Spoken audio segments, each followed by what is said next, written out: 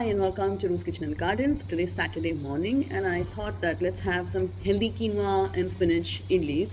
So we started the process of making the batter from yesterday morning. So how we did it, now I think by now you all know how I make idlis and doklas, but yeah, so this is a nice healthy quinoa spinach recipe, idli recipe, and let me tell you that it really turned out very soft and as per Maravik, even after the idlis became cold, usually what happens is the idlis are very hard or they turn hard. So we don't like to give them in the lunchbox also because then it turns hard.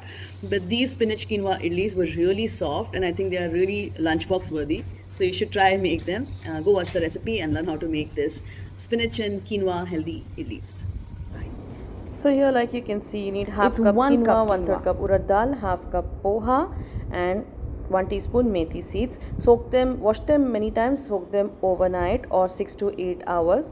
Next day, after you soak them, grind them into like a grainy, like semolina kind of texture, and then pour it into a nice container and again ferment it for 6 to 8 hours or overnight if you're doing it in the evening. Keep it in a warm place. And yeah, this is this morning, and then see how well it's fermented. It's really nice.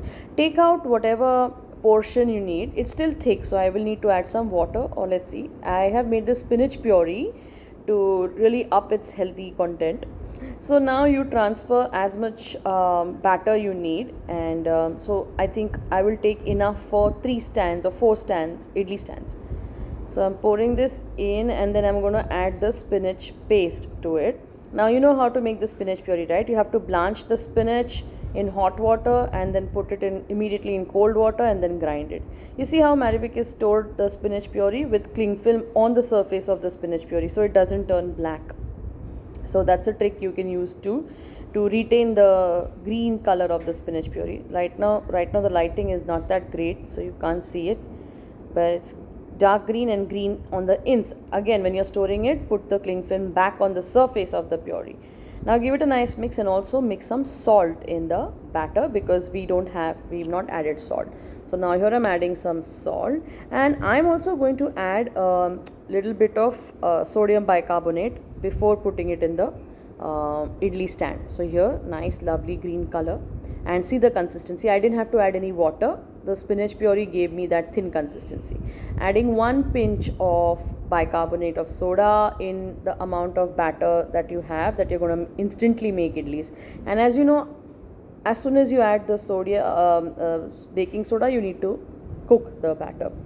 So we've taken water here in a pressure cooker. Later I changed the pressure cooker because my stands weren't fitting.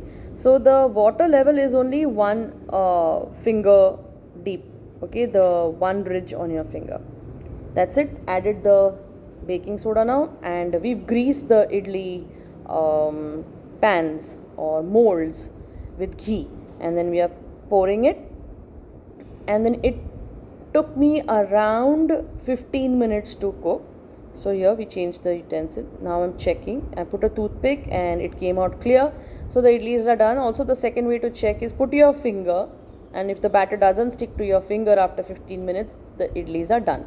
So that's it. Take it out now. We made chutney last night and these are coming out well. So nice. How is it?